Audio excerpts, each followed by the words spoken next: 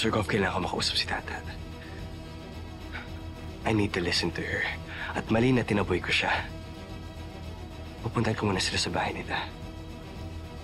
Sige. Pero mag-ingat ka.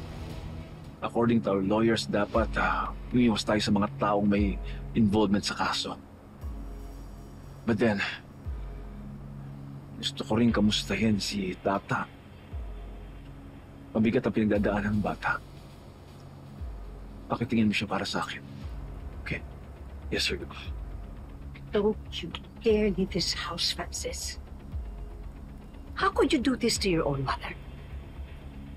Kakausapin mo yung tao ng lason sa kanya?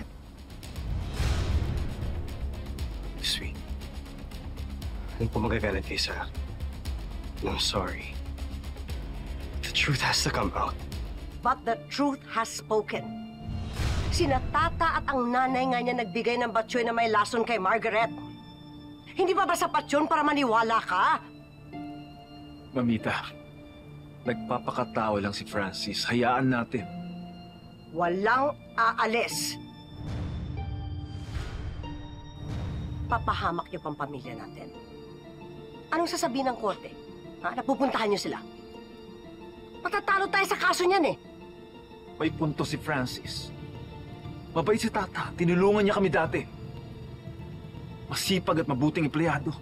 Tinulungan niya kayo at naging mabait. Kasi may masama siyang balak.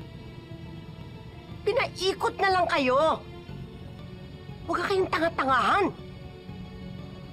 That was sweet. I'm sorry, pero hindi mo sila kilala. That's why you can't judge them. Francis? Francis! Get back here! Did you hear me? Francis!